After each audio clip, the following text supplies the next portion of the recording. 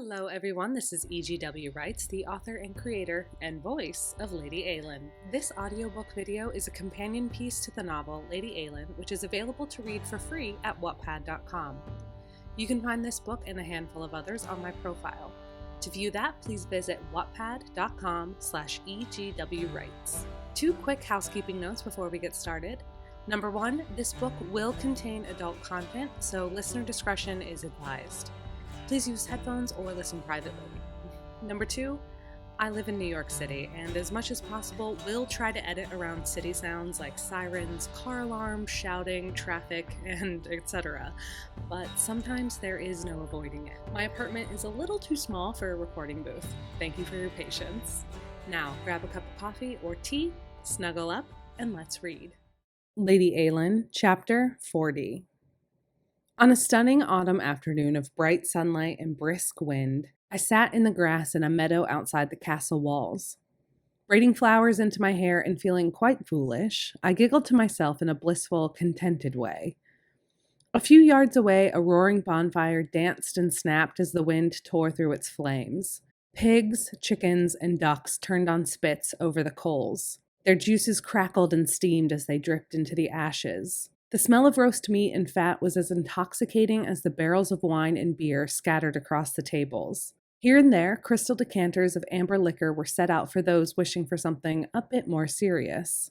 Sunlight refracted through the glass with bright rainbows that flickered like spirits. Hundreds roamed about, laughing, drinking, and dancing. I had declared the day a holiday, a reward for a bountiful harvest. Everyone was commanded to relax and celebrate. Having partaken of one too many glasses of wine myself, I sought the quiet solicitude of the soft, sun-warmed grasses and wildflowers of the meadow. Seasonal blooms in bright oranges, dusky purples, and moody yellows surrounded me and floated on the air. The din of revelry sang on the breeze, and the world was lovely in that hazy state between being tipsy and outright drunk. My fulfillment was limitless. Bess and Wallace danced in a circle with other women and children bedecked in garlands of pine and marigolds. A troop of players forced them ever faster, speeding up the tempo of the song until they collapsed in piles of breathless laughter. I smiled stupidly as I watched Alex approach, leaving his perch by the fire where he sat with the newly minted shepherds. Enos, ever displeased, had been scolding them on a shoddy job done in herding Stormway's first flock. Elmsmere boys and girls did not have sheep in their blood and hearts to a level that pleased our Miss McClurkin. Over the past few months, her elegant demeanor had cracked. Now, ink streaked up her hands and stained her cuffs and cheeks, souvenirs from her long days and nights spent copying and compiling records. She had stopped powdering her hair, opting instead to smooth her bright mane into a low bun. The longer she lingered at Stormway, the more primitive she became. I wasn't so sure that was a bad thing. From a distance, where one could be spared her disdain, it was fun to watch her face twist and grimace between defeat and passion as she talked. Missing from the party was Callum, who had returned to the Northern Isles to oversee winter preparations and to sift through Istamir's libraries for advantageous information. According to his latest letter, there were already 6 feet of snow and several documents that proved unusual enough to send under armed guard. Though I'm sure the escort was solely for the sake of extravagance. As he got closer, Alex seemed to glow. A trick of the sunlight behind him caused a golden halo to shimmer around him.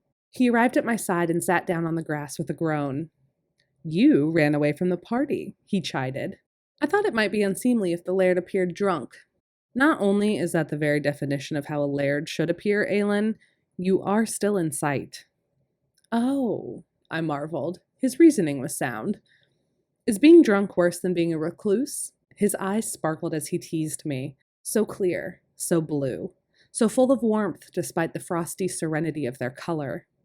Looking at him was intoxicating enough, and doing so doubled my feelings of languid contentment.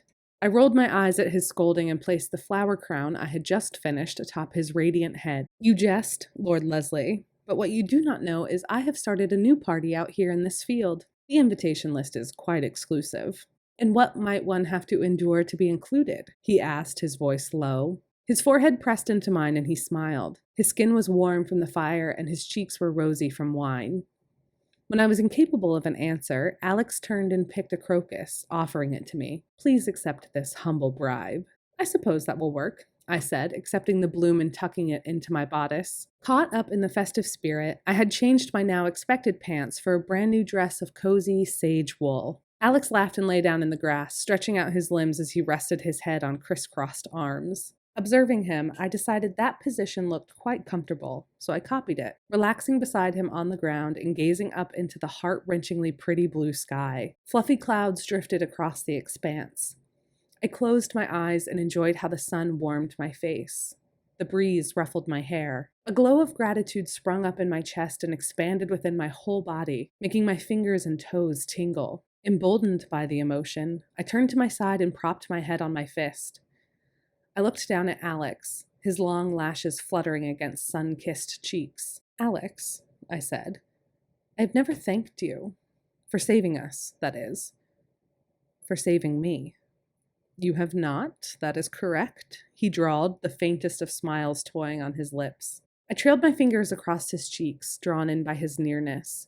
He kept his eyes closed, giving me a semi-private moment of vulnerability. Maybe I never thanked you because I don't know how, I whispered. Words make what I feel sound paltry. It was not such a struggle to understand the tenderness and affection I felt for him. It washed over me with an urgency and a fervor. Goosebumps prickled across my skin, and I had to clear my throat. Alex opened his eyes. The emotion within them was overwhelming, a fierce hope. Try. We were going to die, I said, using the strength of his gaze as a lifeline to grasp. Everything that could have gone wrong did. We were on the brink of disaster, and now I look around and I see everything you've done, everything we have accomplished together. You made life possible, made it worth living. And I don't know how to thank you or show you or tell you how it feels to know you were here for me, for us. My heart hammered in my chest. Breathing was a chore. There was nothing in the world for me outside of my words, his face, and the heat of his chest under my hand. I had reached out and pressed my palm to his heart. Alex rolled over onto his side, meeting me face on. He reached for my hip, squeezing it in support. Gently, he intertwined his fingers with mine. I would never have dreamed of refusing your plea, or you, ever, he said with sincerity. As soon as I got your letter, I sprang into action. It was as if my life had purpose and direction at last. I was a man without a destination, a lord and heir, yes, but lost. You provided the map that showed me where I needed to be. Alex pulled our clasped hands to his lips and kissed the back of my knuckles. When I saw you, when you came out of the castle, he choked on the pain of his memories. Sadness lanced his expression and tears swam in his eyes. Your dress was in tatters, Eilean. Your face was so gaunt, so colorless. He looked away to clear his throat. When he met my eyes again, there was an intensity to him that made me move closer, desperate to be near him. I thought. He shook his head, stopping himself from saying what he was about to. I would do anything to keep from seeing you like that again, Eilean. I would do anything for you. Alex's expression was so unguarded, so full of feeling that I could barely breathe. I licked my lips, feeling parched and unmoored. I wanted to kiss him, to hold him, to damn the gossip and onlookers and claim him for my own. What was stopping me from dragging him to the priest, laughing near one of the kegs, and demanding this instant that Alex become my husband? But I reined in that desire, hesitated, rationalized that I was tipsy, overcome with emotion, obviously not thinking clearly. The lure of my responsibilities to this land, these people, this estate was too strong, and there was something else. A deeper, darker fear. An old wound left behind in a battered heart that festered and groaned whenever anyone would dare approach too closely. I knew lust, and I knew desire. Friendship and camaraderie came easily. Did I know anything of love? Or had that been robbed of me as a child? The last lingering stain of my neglect.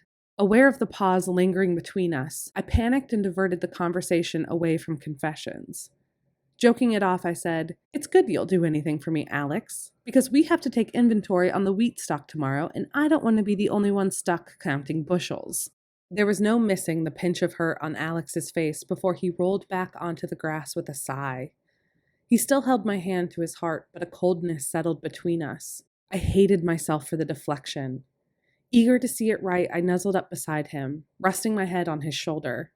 Without hesitation, his arm cocooned me, holding me secure against his side. I feel it.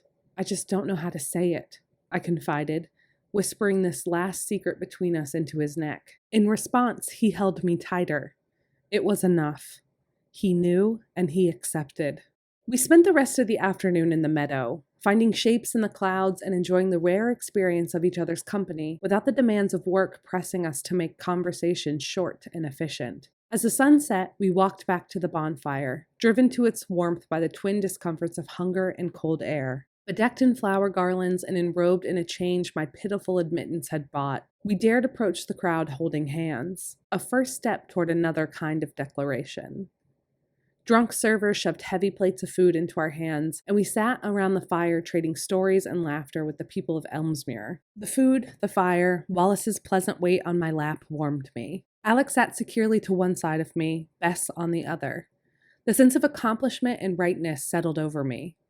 I might have been touched enough to feel at home, at last, in the only place I had ever known.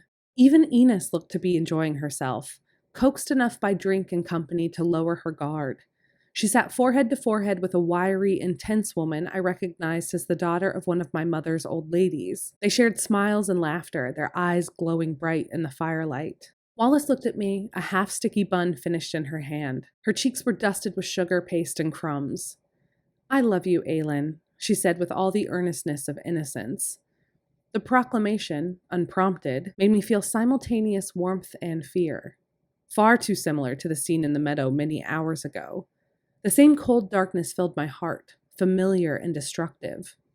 Once again, I was incapable of returning the sentiment. I nodded and smiled at her in reply. Wallace lacked the nuance of age to feel the sting of my rejection, and she turned her attention back to the suite without further thought. This time, my deflection hit its mark inside me. I wished for the strength to claw the words I yearned to speak out of my throat. I thought them. I felt them. I just couldn't force them out. My fear of what? What was there to fear? Was too confident a captor. "Eilean?" I heard Alex ask. I dragged myself out of my shame and back to reality. Alex now stood in front of me, looking down with a bemused hesitation. "Your eyes are as big as saucers," he said, chuckling. "What in the world are you thinking about?" Troubled by my thoughts, I shook my head, attempting to clear them. "Nothing. I'm just tired." Alex squatted before me, scanning my face. "You look a bit worn out, if you don't mind me saying so." He stood and offered me his hand. "Come, I will walk you back to the castle." Scanning the surrounding crowd, I saw Bess chattering away. Enos and her friend sat closer than ever, sharing intense whispers. Wallace, long gone from my lap, was playing tag with a few other children, wild with the late hour and plentiful sweets. Accepting his hand, I let Alex hoist me from my seat. We turned from the blaze, the heat of the fire leaving a chill in its wake. Ahead was nothing but darkness, a few flickering torchlights and a smattering of illuminated windows in the castle, our only beacon. Every other landmark was consumed by the night. Protected by the anonymity of darkness, I was restless to overcome the clutches of my reticent tongue. Stopping Alex as we neared the castle, I held both of his hands in mine and looked up to the flickering outline of the man I knew so well, wanted to know as well as myself. "I would do anything for you, too," I whispered, gripping his hands tightly in my own. The ground pitched and swayed beneath me, but I had said it. Radiant, he beamed as if I had given him an exquisite gift. Nothing left to say between us, he led me inside. Thank you so much for listening today. I hope you enjoyed the story. Subscribe to this channel and click the notification bell to be alerted when new chapters are updated. You can also follow me on Wattpad or Twitter at EGWwrites, where I will also share updates. As always, thank you for being a part of Eilean's journey. We are very glad that you're here. Until next time.